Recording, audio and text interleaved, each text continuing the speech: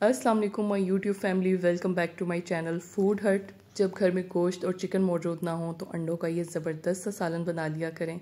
बहुत मज़े का बनता है, बच्चे और बड़े सब बहुत शौक़ से खाते हैं। तो आइए इसे बनाना शुरू करते हैं। इसके लिए मैंने यहाँ पर एक कढ़ाई में 2 टेबलस्पून ऑयल लिया है। इसमें 2 मीडियम साइज़ की प्याज इस तरह से मोटी काट के डाल दी है। बहुत बारीक काटने की ज़रूरत नहीं है। 3 से 4 जवे लहसुन के और 1 इंच का अदरक का टुकड़ा वो भी काट के इसमें डाल देंगे।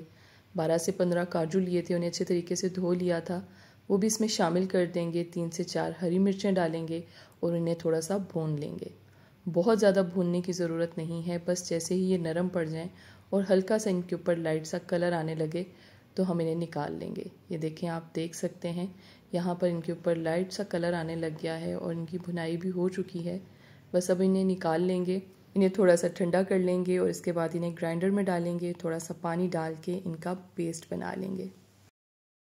इसमें डालने के लिए मैंने यहाँ पर 6 अदद अंडे लिए हैं। इन्हें बॉईल कर लिया था, सख्त बॉईल करना है आपने। छिलका उतार लेंगे और इस तरह से इनके बीच में कट लगा लेंगे। सारे अंडों को इसी तरह कट लगा के एक तरफ रख देंगे और चलते हैं नेक्स्ट स्टेप की तरफ। यहाँ पर एक कढ़ाई में मैंने आधा कप ऑयल लिया है। इसमें 2 से 3 इलायचियाँ डाल देंगे और साथ ही इसमें प्याज, लहसुन, अदरक, काजू और हरी मिर्च का पेस्ट डाल देंगे। अब इसे अच्छे तरीके से भून लेंगे। आप देख सकते हैं कि इसमें बॉयल आना शुरू हो गया है और मैं मुसलसल चम्मच चलाते हुए इसको भून रही हूँ। बहुत अच्छे तरीके से इसको भूनना है। जब इसमें इस तरह से ऑयल नज़र आने लगे तो हम इसमें कुछ मसाले शामिल कर देंगे। 1 टीस्पून इसमें डालेंगे गरम मसाला पाउडर, आधा टीस्पून कुटी हुई काली मिर्चें, 1 टीस्पून नमक और 1 टीस्पून ही इसमें डालेंगे सूखी हुई कसूरी मेथी। अब इन मसालों को 1 मिनट के लिए भून लेंगे। इनकी बहुत अच्छी सी खुशबू आने लग गई है। अब इसमें दही शामिल कर देंगे। मैंने यहाँ पर 3/4 कप दही लिया है। इसको अच्छे तरीके से फेंट लिया है। अब इसको मुसलसल मिक्स करते हुए चम्मच चलाते जाएंगे। अगर इसमें चम्मच नहीं चलाएंगे और इस तरह से छोड़ देंगे तो दही फट जाएगा, इसलिए मुसलसल चम्मच चलाते रहेंगे जब तक दही में बॉयल नहीं आ जाता। ये देखें, यहाँ पर दही का पानी काफ़ी हद तक खुश्क हो चुका है, ऑयल भी नज़र आने लग गया है। बस इसको इतना भूनना है कि ऑयल अलहदा हो जाए और दही का पानी खुश्क हो जाए। अगर आप मसालों को सही से नहीं भूनेंगे तो इसमें कच्चापन रह जाएगा, जिसकी वजह से बाद में ग्रेवी बिल्कुल भी अच्छी नहीं बनेगी। अब यहाँ पर मैंने क्रीम ली है तकरीबन आधा कप, वो इसमें शामिल कर देंगे। आप घर की क्रीम भी डाल सकते हैं और डेयरी क्रीम भी डाल सकते हैं। अब इसे भी मुसलसल चम्मच चलाते जाएंगे जब तक इसमें बॉयल नहीं आ जाता। जैसे ही इसमें बॉयल आने लगेगा तो हम इसमें अंडे शामिल कर देंगे। थोड़ी देर के लिए अंडों को इस ग्रेवी के साथ पका लेंगे। तकरीबन 1 से 2 मिनट इसको भून लेंगे।